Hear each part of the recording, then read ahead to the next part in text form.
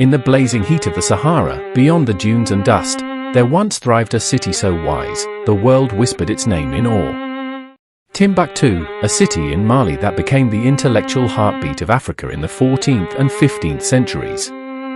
While parts of Europe were lost in superstition, Timbuktu had universities, libraries, and scholars who debated philosophy, medicine, astronomy, law, and theology. The University of Sankore was the crown jewel, drawing minds from across Africa and the Islamic world. More than 25,000 students studied there, and over 700,000 manuscripts were written, many still hidden in private collections today, holding secrets of science, spirituality, and African wisdom. This was no myth. This was a golden age of African thought. Traders brought gold and salt. Scholars brought scrolls and scriptures. And together, they built a civilization that respected knowledge as power. But colonialism, invasion, and time tried to bury Timbuktu's legacy. To silence a chapter that proves Africa was not just rich in resources, but in reason. Yet the truth lives on, in the manuscripts, in the elders, and now, in our voices. Timbuktu was real. It was brilliant. And it was ours. Hidden in the heart of southern Africa once stood a city built without mortar, yet with stones stacked so perfectly they've lasted for centuries. This was Great Zimbabwe, a royal city that rose between the 11th and 15th centuries, in what is now modern-day Zimbabwe. At its height, it was the center of a powerful kingdom, controlling trade routes that stretched from the interior of Africa to the Indian Ocean. Arab traders came from afar. Chinese porcelain, Persian glassware, and gold coins from Arabia were found in its ruins, proof of an advanced, global trading empire. But it wasn't just rich, it was majestic. Its great enclosure is the largest ancient stone structure in sub-Saharan Africa. Towers rose without a single drop of cement, just pure African engineering. Its kings ruled with divine authority, and the people of Great Zimbabwe developed complex religious rituals, art, and governance. Yet when Europeans stumbled upon it centuries later, they couldn't believe Africans had built it. They spread lies. They said outsiders must have made it. Anything to erase the truth. That black Africans built kingdoms and cities greater than anything they imagined. But the stones don't lie. The walls still stand. And so does the legacy. In the heart of what is now Burkina Faso, the Mossi kingdoms rose, powerful, proud, and deeply rooted in African tradition. Founded around the 11th century, legend says a Dagomba princess from the north fell in love with a Mande hunter. Their union gave birth to a warrior son named Ouedraogo, the stallion, who would go on to establish the first Mossi state. From there, the Mossi expanded into a confederation of kingdoms, the most prominent being Ouagadougou, Yatenga, Tenkadogo, and Fada Ngoma. Though they ruled separately, they shared culture, language, and fierce military cooperation. They were not just warriors, they were nation builders. The Mossi resisted Islamic jihads from the north, maintained indigenous beliefs, and built sophisticated systems of governance, where the Moro Naba, emperor, ruled with the advice of nobles and priests. They clashed with the powerful empires of Mali and Songhai, often resisting conquest and even launching daring raids into enemy territories. But the real threat came centuries later, from the west. In the late 19th century, as European powers scrambled for control over Africa, France turned its eyes toward Mossi lands. Unlike others, the Mossi chose diplomacy first, hoping to protect their sovereignty through negotiation. But France came with guns and ambition. In 1896, the French army marched into Ouagadougou, and after brief resistance, the city fell. The Moro Naba was forced into a treaty that placed the kingdom under French colonial rule. Though their empire was never truly destroyed, its autonomy was stripped, and the Mossi people became subjects of a foreign crown. But they never forgot who they were. Today, the Moro Naba still holds ceremonial power, reminding Burkina Faso and Africa that the Mossi kingdom may have been colonized, but its legacy still breathes. In the heart of the Sahel, where the desert meets savanna, rose an empire so enduring. It lasted for over 1,000 years.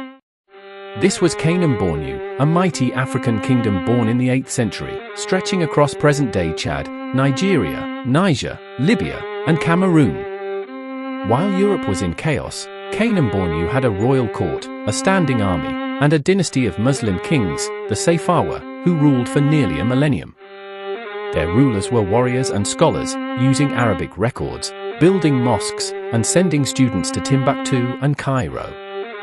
Kanem-Bornu controlled trans-Saharan trade, salt, horses, textiles, and even scholars moved across their routes.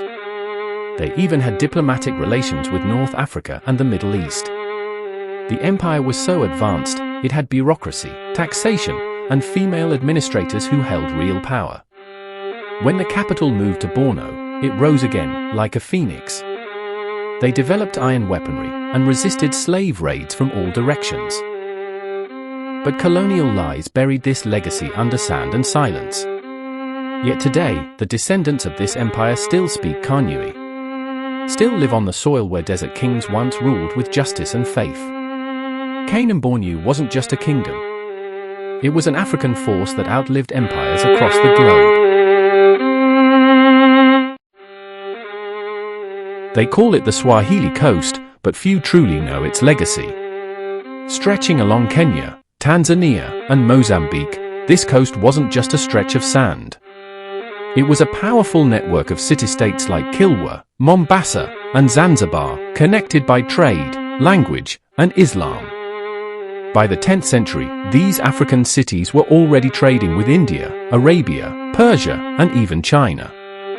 They built coral stone buildings, wrote in Arabic and Swahili, and welcomed ships loaded with silk, spices, and porcelain, in exchange for gold, ivory, and enslaved people. The Swahili people were not Arab migrants, they were African. They crafted a new culture, a new identity, shaped by the sea but rooted in the continent. Their cities rivaled those of Europe, with mosques, schools, and markets glowing with wealth.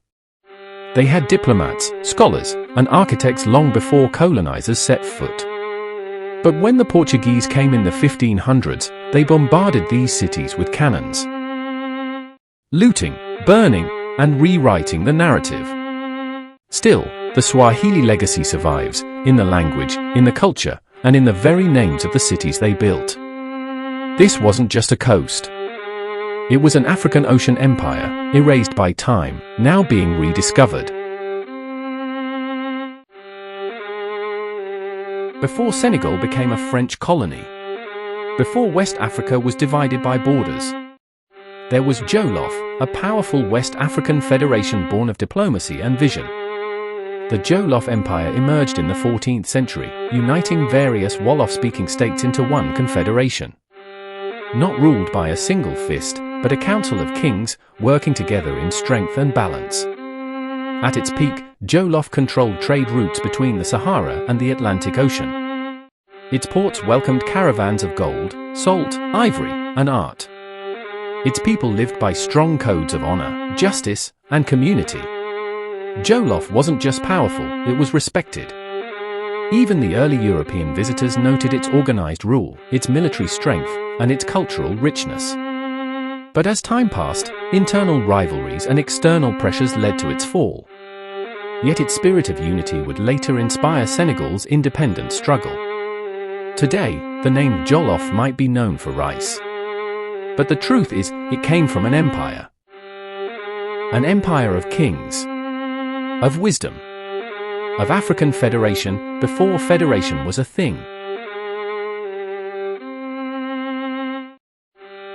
In the heart of East Africa, where the land meets the waters of Lake Victoria, rose one of the most enduring and influential kingdoms in African history, the Kingdom of Baganda.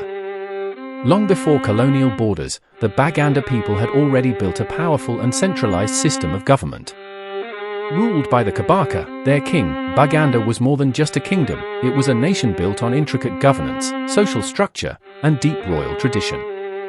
The Kabaka wasn't just a ruler, he was the spiritual and political heart of the kingdom. Assisted by a council of clan leaders, ministers, and a well-organized bureaucracy, Buganda's government rivaled many monarchies in medieval Europe in structure, loyalty, and power. Their palaces were architectural masterpieces.